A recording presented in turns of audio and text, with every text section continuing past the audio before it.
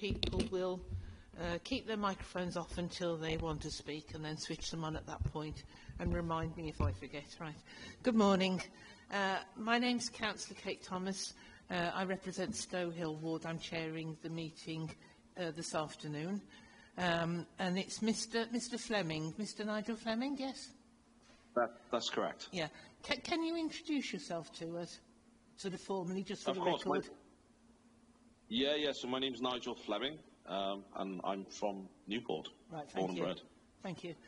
And are you the are you the owner of the Neon, or the licensing? I'm the leaseholder. Right. Okay. I now have the lease from May 2024. 1st of May we moved in. Right. Thank you very much. Nice to meet you. Thank you for joining us. And I'm sorry that we're a bit behind this morning. Right. If I can, I'll get the people in the room to introduce themselves, and then we'll hear from Mr. Dealing, I think, about the order that we're proceeding in today. So if I can ask my colleagues on the panel to introduce themselves. Good morning. I'm Councillor Jan Cleverley and I represent the Bettis Ward. Good morning. I'm Councillor Fazina Hussain and I represent the Toria Ward. And our licensing team. Good morning. Steve Ponting, Licensing Officer. Good afternoon, Mr. Fleming, our Sterling Licensing Manager. Good afternoon, Mr. Fleming. I'm Louise Armstrong, the Solicitor for Newport City Council. And our Democratic Services team. Good morning, my name is Emily Major and I'm a Governance Officer. Good morning, my name is Simon Richards and I'm a Governance Officer. And the police officers who are with us today. Good afternoon, Luke Dakin, Licensing Officer. Good afternoon, everyone. PC Mark Williams, Gwent Police Licensing. Thank you. And so are we coming across to you, Mr. Dealing, for... Yeah, so if I read the report out, Thank you. And then we then ask Gwent Police to put their submission to us regarding their representation today, and then clearly Mr. Fleming can then put his representation to the committee. Can I just say, Mr. Fleming, I'm not aware of any conflicts of interest today, or at this stage of any confidential or exempt items. And if anything comes up, we'll make it known at the time. Thank you. Thank you.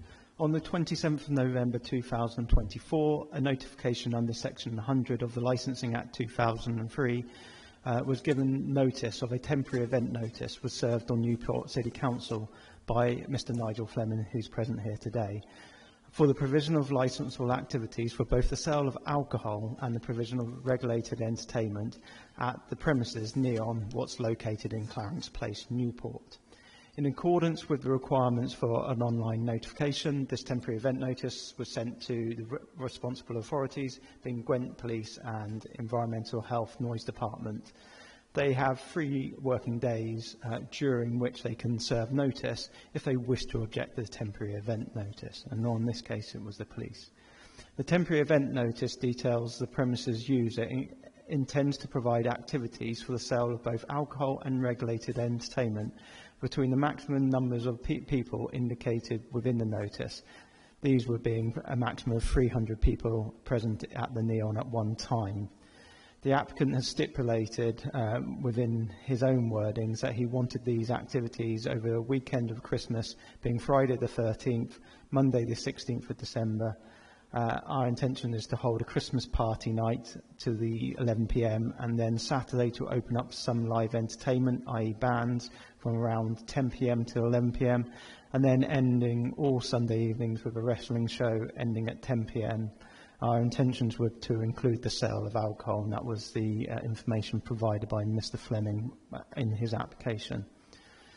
I think, importantly, there is no existing authorisation at Neon, as this premises licence was revoked by the Licensing Committee less than a year ago, back on the 24th of January 2024. The reasons for the revocation was due to the premises in principle was being used to cultivate significant amounts of Class B drugs, this being cannabis. Some of this information would form part of the Part 2 report, but in brief information, the premises third floor was being used to cultivate significant amounts of cannabis, and that value was between £750,000 street value, I believe, what was indicated at a previous review by the police. The premises was also suspended back in March 2021 by providing licensing activities of gathering contrary to the COVID restrictions. And then the committee at that period of time decided to suspend the licence for the maximum permitted of 3 months, but also added conditions to the licence. So this history of this premises, this recent premises, is clearly the licensing committee revoked the on licence due to the fact that they found the premises to being involved in crime and disorder back on the 24th of January 2024 due to the significant amounts of cannabis found on the premises. But also, the premises was suspended back in 2021 because a gathering took place at that premises contrary to COVID regulations when the country was once again being closed down. Again, it highlights the decision of the Committee of the COVID, but I haven't put too much information regarding the 24th of January 2024 because a lot of that information was a Part 2 reports. Clearly, an objection was raised on the 28th of November 2014 in accordance with Section 182, hence the police here making an objection. But just slightly to go back to the history, I have spoken to Mr. Fleming a number of times via email or by phone call regarding obtaining a premises licence. And I have informed Mr. Fleming very clearly that if the licensing authority would not support an application for any future premises licence due to the very serious nature of the revocation and the fact the premises was very unlikely to be unsafe, due to the significant amount of destruction that the cannabis factory has caused. I think it's imperative that Mr. Fleming was made aware of this by myself, as this would clearly assist him to determine if he wishes to take on the lease of the premises and what he could actually undertake at the premises. His proposal was to have a wrestling venue within Newport. But again, I clearly highlighted to Mr. Fleming, due to the serious nature of the 24th of January 2004, that it was unlikely that the licensing authority would support a premises licence due to the significant crime and disorder taking place.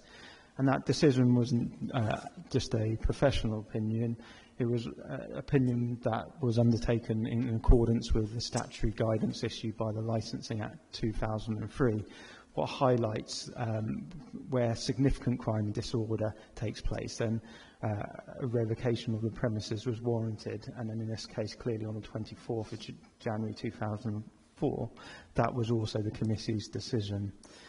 I am unsure on the statement regarding if the premises is unsafe or not, but I have asked Mr. Fleming by email if he could provide some fundamental basic documents to the licensing authority to highlight to the committee if the premises is safe now.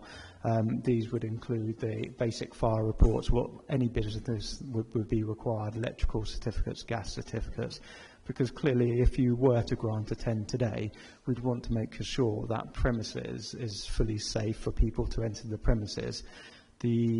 Just from the visual CCTV provided at the last hearing, in simple terms, diversions of electrics, etc., would have had a detrimental effect on both the structure of the building, and I believe there was quite a lot of leakage at the building as well. So it's important that that building is safe if a 10 has been submitted. I haven't received any of those documents from Mr. Fleming as such, but Mr. Fleming may present those today to the committee. As I said, there was an objection notice submitted to the Gwent Police. I will allow Gwent Police now to inform you of that objections and the reasons why. The legal considerations today are clearly the information provided to from Gwent Police and also from Mr. Fleming.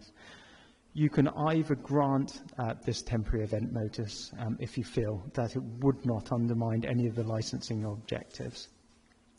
It should be noted that a temporary event notice, if granted, you are not permitted to add any conditions to a license.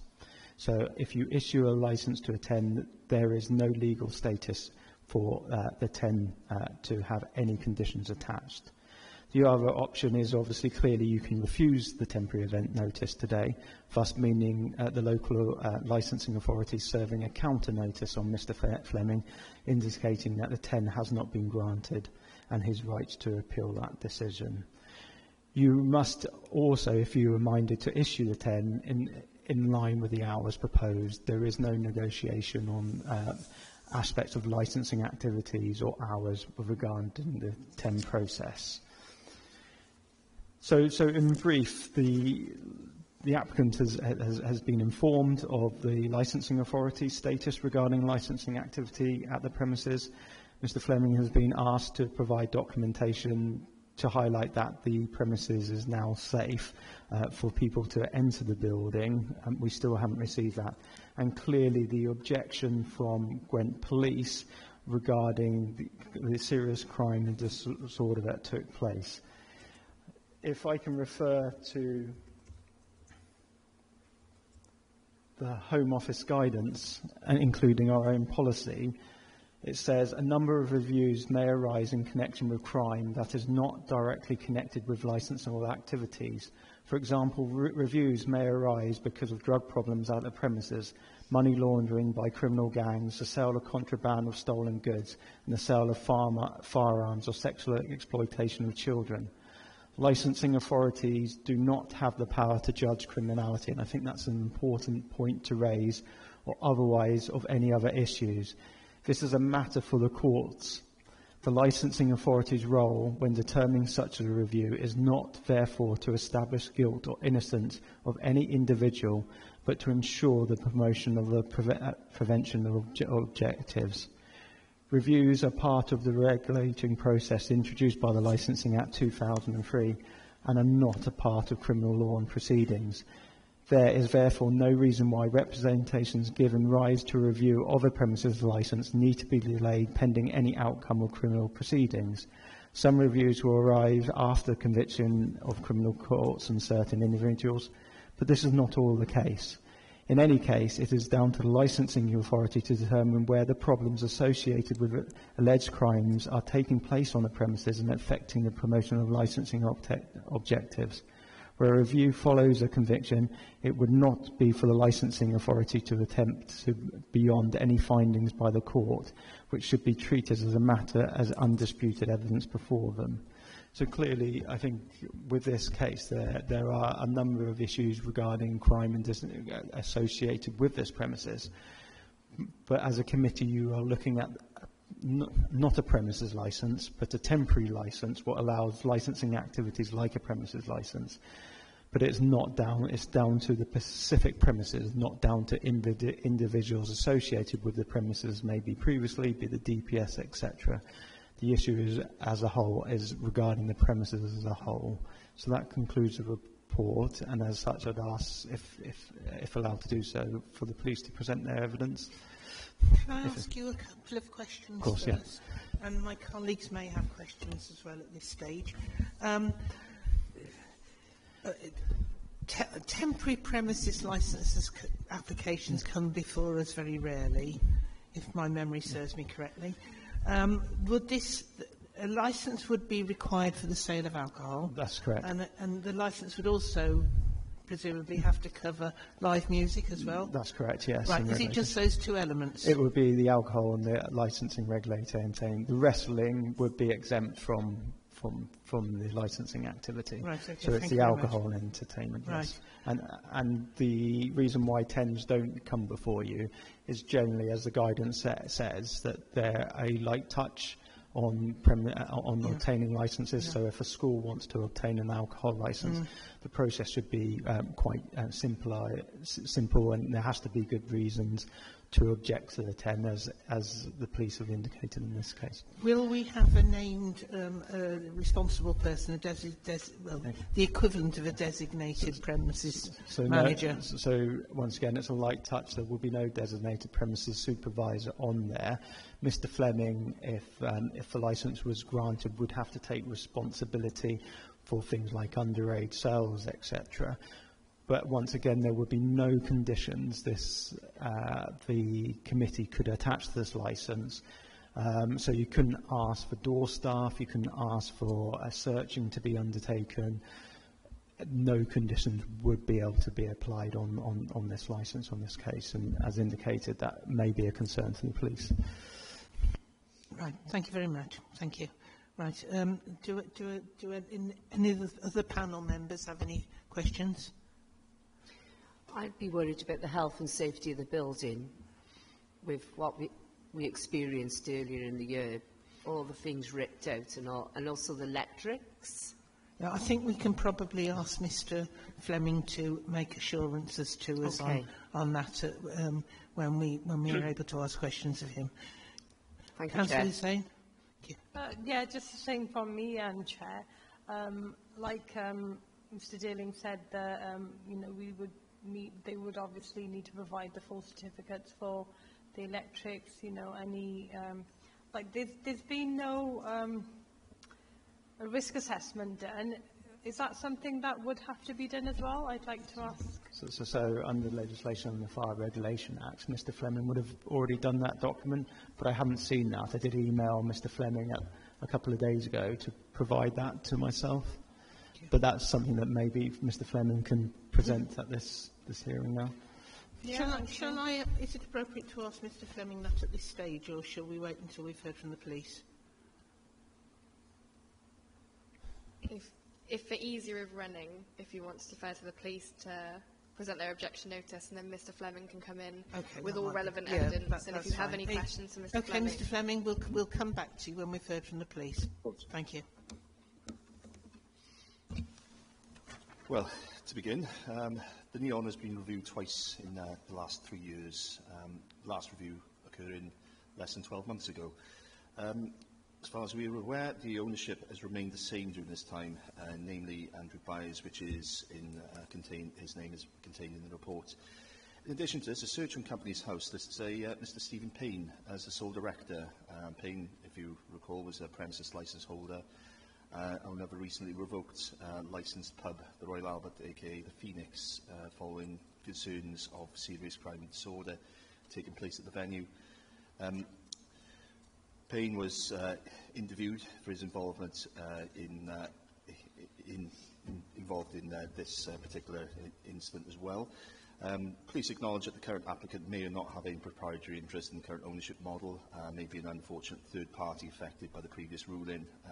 However, it would be remiss of Gwent Police not to associate any decisions made in the premises suitability based on the premises alone.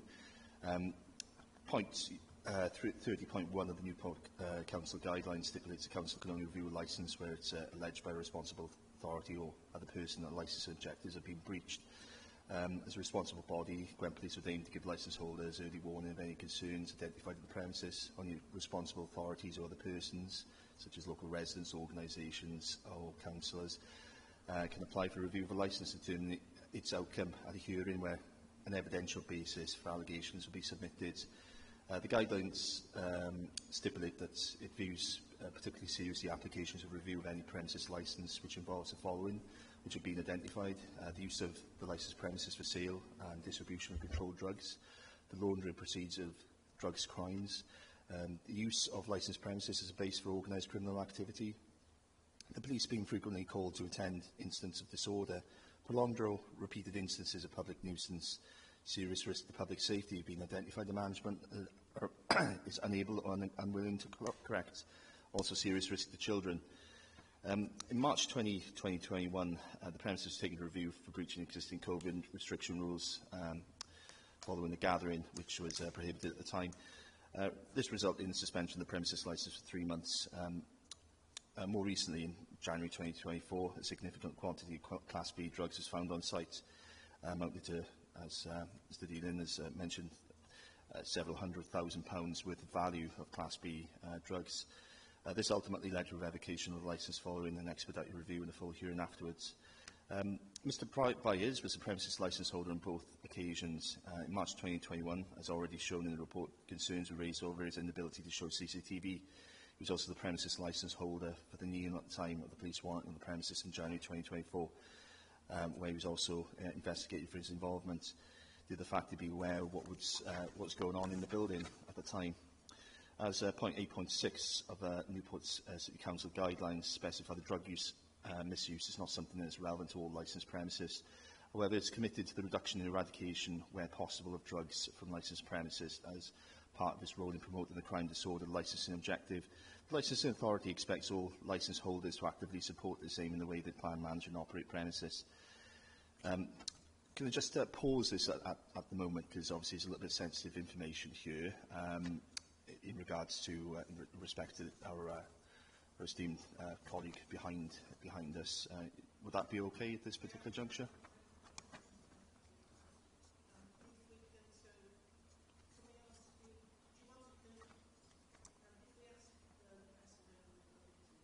Yeah. Yes.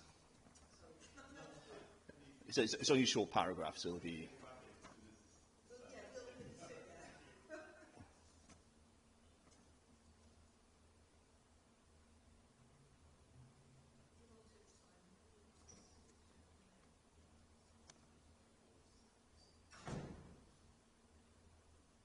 holder and DPS designate the premises supervisor will be aware of the permitted licensable activity types, permitted hours, conditions of the licence. Failure to demonstrate will have a lack of regard to result in a lack of confidence in management by a responsible authority. 18.9 from 6 of April 2017 and the Police and Crime Act 2017 gives licensing authorities the power to revoke or suspend personal licences. Discretionary power may be undertaken when the licensing authority becomes aware the licence holder has been convicted of a relevant offence or a foreign offence, or has been required to pay an immigration penalty on or after April 6, 2017. That decision must be made to the licence committee or subcommittee. They may revoke or suspend the licence for a period of up to 6 months. Obviously, with both persons mentioned, Mr Stephen Payne and Andrew Byers, linked to the Neon already, there have been concerns by us in regards to crime disorder. Gwent Police are unaware of any changes which would mitigate this risk, as no risk assessment has been provided. The owner of the building has denied all knowledge of previous offences taking place, despite assuming responsibility and having a duty or awareness to have an understanding of the goings-on at the premises.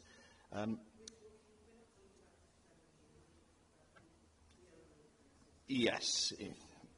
So, in addition to this, we've not received any further information to demonstrate the persons previously linked are no longer involved or won't be involved, or if it ever opens again in the future.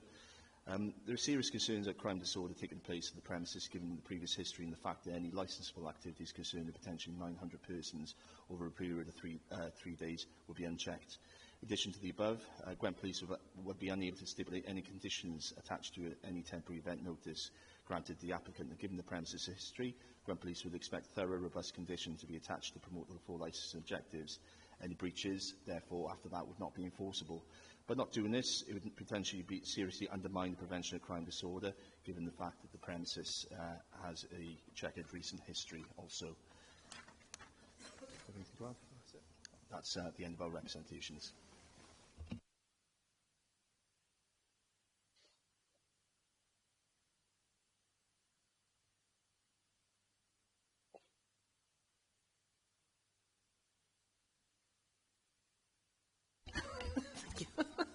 Thank you for that reminder to put my microphone on. I think the questions I have here are probably, I'd like to ask of Mr Fleming, so thank you for that. And I don't think, if anybody does come up with anything as we go along, just let me know. Right, so can we come across to you, Mr Fleming? Yeah, of course. Right. Are you aware that there have been quite a few issues related to the premises? I'm aware of some history, yeah. Right, because it's quite a big responsibility. I mean, for one thing, it's a huge building, isn't it? Quite a responsibility taking it over. But I mean, you'll know that as a licensing authority, our priorities are the prevention of crime and disorder, the promotion of public safety, the prevention of public nuisance, and the protection of children from harm. And, you know, particularly with that last one, on the children things, I notice that you're proposing that the bands start to play at 5 in the evening. Yeah. Are you would you class this as a family party, a family entertainment? It's going to be all for families and community, basically. The idea is to generate some sort of community within the Neon, get the local councillors and even the police are welcome to come along and sort of represent themselves at the event. I'm open to working with the community to build it back up and sort of get rid of the negative reputation it's got and all of the stuff that follows it, if that makes sense. I presume you've been around the whole building yourself now? Yep, 100%. Yeah. Are you in a position now to provide those, obviously our concern as well, you know, with the second one there, public safety. Can you provide those checks now for the electrics and the other services going into the building? So the electricity checks, from what I can see certificate-wise, were done the end of last year, so they're due to be done now. No, so I don't think they will be in covering the right period, because when there was when the unauthorised horticulture was discovered over there, following that, the premises had to be, basically it had the guts ripped out of it, right? So any certificate from prior to that would not be valid now. We'd need a up-to-date one. I got you. So will you be able to provide that? Not right now, no. No, but how long would it take you to get hold of that? Because we're quite short on time here, aren't we? Yeah, I can get that done in the next week. Because what are we to, right, okay. Well, it's very limited time, because you actually want to start this. What was the date when you're proposing opening for this? Friday the 13th. Yeah, Friday the 13th. Yeah, it would have to be done. You know, we couldn't. This week. You know, the event couldn't go ahead without being absolutely certain that you had all the appropriate health and safety certification. Yeah. Just going back to children a moment. How much of the premises are you proposing to use? Just the ground floor. Right. How are you going to ensure that nobody can get into the 2 other floors? So the top 2 floors where the drugs were being grown, they're actually secured with a PIN code lock. Right. And the door that they were using to access those floors, from my knowledge, is the outside external door that led in from by the fire exit. That's now been boarded up on the inside, so there's no access at all through that door. Right. I'm going to refer back to the licensing manager on this one. Chair, I got a question. Yes, certainly. Yeah, go ahead, Councillor. When I passed the Neon the other day, there was a homeless person who's made a camp where that door is. Are they still there? No, that was 3 weeks ago. We've cleared that off. Right. Okay. Thank you. Can I return to Mr. Dealing now and ask him about the securing of the upper floors? And this is it, where the concern is. An email was sent to Mr. Fleming on the 28th of this month. And I'll read it out, a part of it. As such, it may be beneficial if you are able to provide the following documents to the licensing hearing. Some are fundamental documents, i.e. if anything's taking place, so it doesn't matter if it's a licensing activity, it could be the wrestling, there are fundamental things that need to be in place. One being the premises fire risk assessment as required under Regulation Reform Fire Safety Order 2005. The reason why I find that really important is, A, the building is significantly big. You've already heard from Mr. Fleming there that he's barricaded or locked up a fire exit. So has that now been included within the fire order? There was significant damage undertaken to that building during the grow of cannabis. Are the fire alarm certificates up to date? electrical and appropriate gas certificates at the premises, once again, CCTV or body cam footage would have clearly shown that the electrics were clearly diverted. So has extra work, is there appropriate certification now that that property is safe? There's also, I believe, structural work, be the roof has fallen down, have appropriate certification or appropriate works been undertaken there. So I provided that email on the 28th, so Mr. Fleming could present that, so this hearing doesn't become a health and safety or fire safety hearing, that we could probably move on to the main point, what was raised of the crime and disorder. But clearly you have to make the decision today. So, and again, you've heard we can't attach conditions, so you wouldn't be able to attach a condition that a fire risk assessment is done by the 13th. I mean, I think we're in a position, Mr. Fleming, where we couldn't grant you a temporary licence without knowing, without having seen those certificates. It's as simple as that. I can't say, and with my colleagues, I think they'd agree with me, we can't say, oh yes, you can have a temporary licence on the assumption that you'll have got the certificates through in time. We'd actually have to see them. And I mean, I'm seeking clarity on this. This may be that we have to reconvene when you've got those certificates in place. Okay. Can I just quickly correct Mr. Alistair, effectively? I didn't say we barricaded a fire exit. We barricaded the small door that leads to the top floor. The fire exits are clear, just to confirm. So if you, from the top floor, how do you leave that premises? Yeah, through the building. But you've just said that door's locked. There's a small door on the outside that's been barricaded from the inside. That's not a fire escape. There is no fire escape on the top floor. It's not public accessible. Yeah, it doesn't.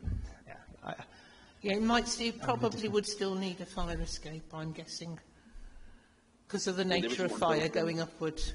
Yeah. Yeah, there isn't one built into the top floor of the building. Once again, the fire risk assessment, as issued under Regulation Fire Safety Order 2005, would clearly indicate to the committee if that has to be a door or not, but we haven't got that document.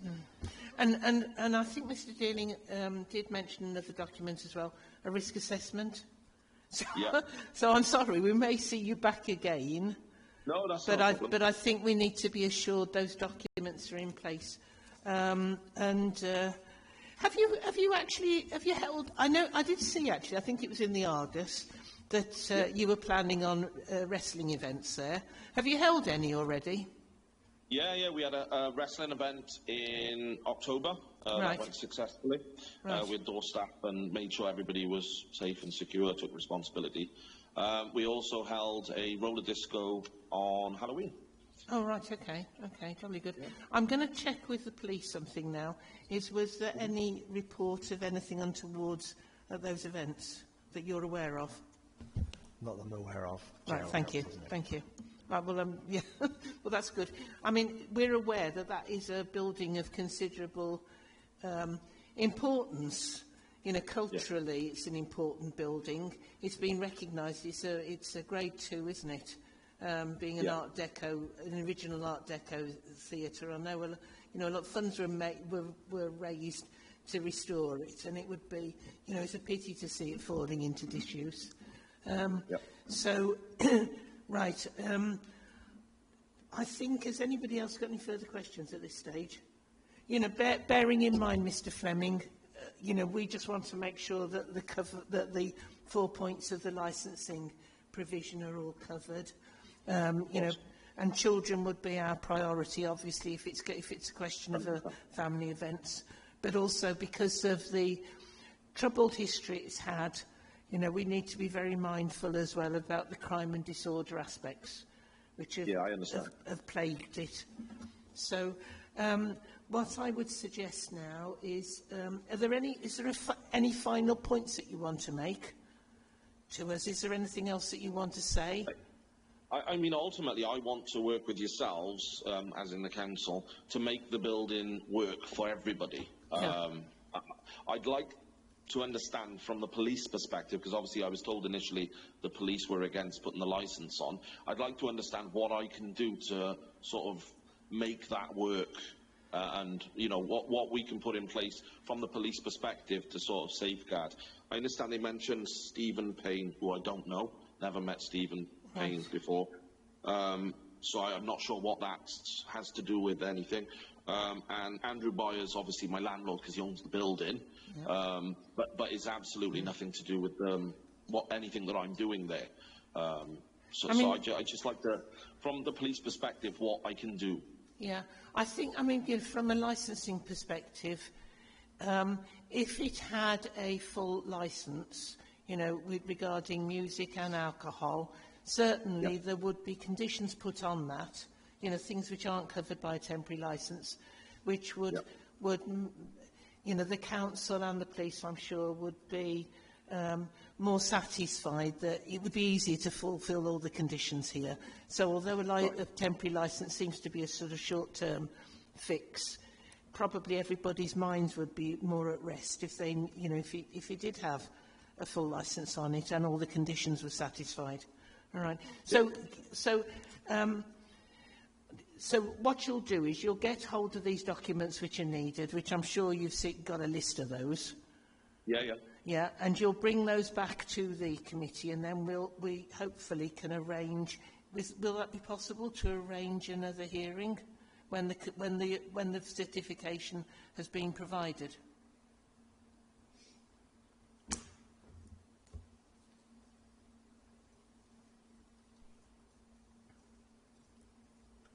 Mr. Dealings, we're just taking legal advice on this. It's just because the event's on the 13th. Yeah. If I could have 2 minutes with our legal, yes, certainly. Would that be okay? Yes, certainly. Mr. Dealing's just going to confer with our legal colleague about this, and we'll give you an answer in a moment. Right. Thank you. Right. Yeah.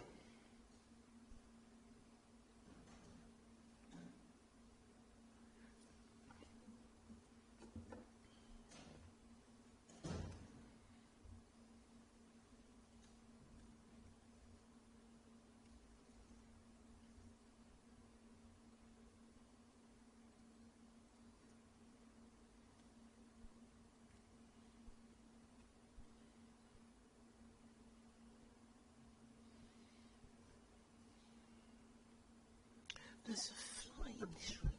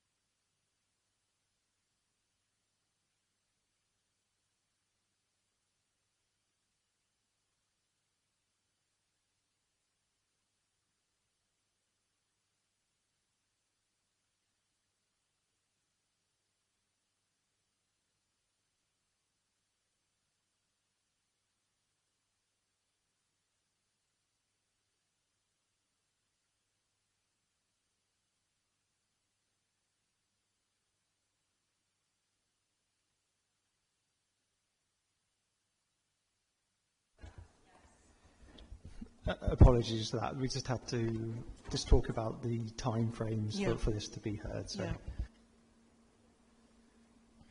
Ultimately, Chair, it's when it can be heard, but ideally for given enough time, and obviously bearing in mind that the police may have to, would have to reattend, we would suggest that it needs to be heard at the very latest by next Tuesday. Right. Mr. Fleming, did you hear that? Yep. So we need the documents in full by prior to next Tuesday, say next Monday at the very latest. Yeah. to make arrangements to have another hearing of this? Will that be... Sorry, Chair. Thank you. I mean, preferably by Friday, because I think we have to make sure we've got stuff and the room bookings. So Friday. If I may ask a question, Chair. Mr Fleming, is it reasonably possible that all the documents requested by Mr Dearling can be submitted ahead of the hearing, well, ahead of a potential hearing, but by next Monday at the very latest? I can certainly try to get that sorted. So then, Chair, on the basis that anything not submitted by Monday, giving Mr Fleming the opportunity of Yeah, the time. I mean, it will definitely disadvantage our considerations for temporary permit if we haven't seen all of the documents that are needed. All right. Of course. Okay. Right. Okay. Right. Well, I think that concludes the consideration this afternoon. I beg your pardon. While everybody's here, obviously adjournment's been made. I think all the evidence has been provided. Would a time this being done on Teams be appropriate? Yeah. Everybody... Can be heard however you would prefer it to be done, Chair. If you're happy with the submissions that the police have made today, and Mr Dearling, it wouldn't necessarily be a full hearing as we've started today, depending on we've had the report, haven't we? Yes. Yeah. Yes, I mean, we could. I mean, I always prefer that we're gathered together in one room, but I know that's not always possible. But what's your availability looking like? What date are we looking at now, potentially? I think the 10th, because obviously Mr Fleming will have to be for these events to take place. Yeah. There's no alcohol bar there, so if you were minded to grant, you will need to have time to arrange that, but also to refuse that. So, yeah. So we're looking at the 10th, are we? Right. What? Find my diary here. Right. So the 10th is a Tuesday. Morning. Same again. 10 o'clock. Is a Democratic Services able to accommodate? Our preference would be for the afternoon, as there is a scrutiny meeting that morning. Okay, that's fine. That's fine. Will you two be available? Sorry, Chair, I don't think I can make it. I know I've got something on the 10th. So.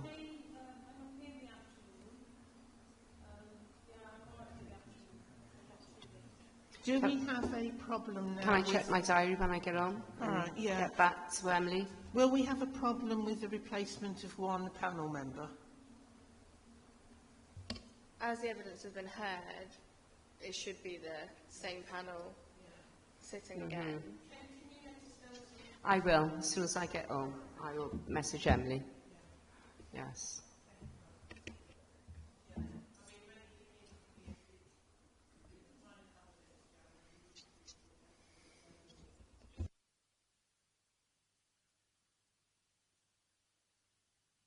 All my dates are in the diary, and I know I got something on the 9th, something every day next week. And I got a funeral tomorrow.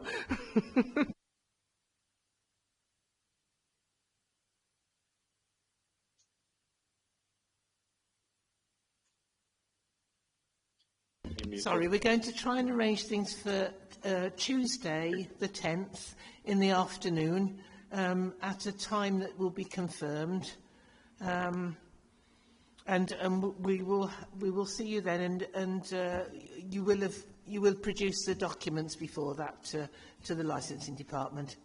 Okay. Of course. So thank you very much. You all right for availability as well? Right. Okay. Johnny. Okay. Right. Right. Thank you very much. Nice to meet you, Mr. Fleming. Take care, all. Bye bye. Thank you.